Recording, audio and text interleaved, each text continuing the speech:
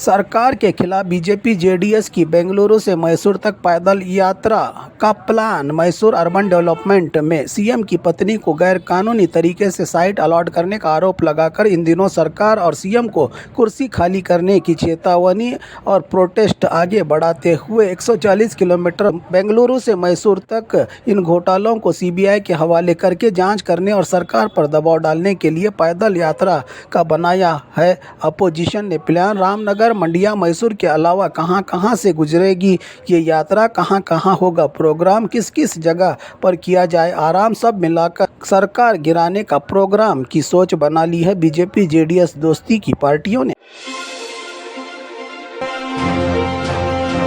BJP के राज्य अध्यक्ष विजेंद्र के घोटालों का भी जल्द होगा खुलासा, डीसीएम का बयान। इस वक्त कई घोटालों की चर्चा में है। बीजेपी जेडीएस नेता सरकार को हर तरफ से घेरने वाले प्रदर्शन और हड़तालें कर रहे हैं, तो इसी बीच सत्ता और विपक्ष की तकरार जोरों पर जारी है। राज्य में आरोप लगाने वालों के भ्रष्टाचार की कुंडलियां खोलने का अब सरकार ने भी बना लिया है शायद प्लान, जिसके चलते कोविड से लेकर बीजेपी के अधिकार और विजेंद्र के द्वारा किए गए तमाम घोटालों को बहुत जल्द किया जाएगा खुलासा का डीके शिव कुमार ने बयान देकर एक और मुद्दा छेड़ दिया है राज्य की सियासत में।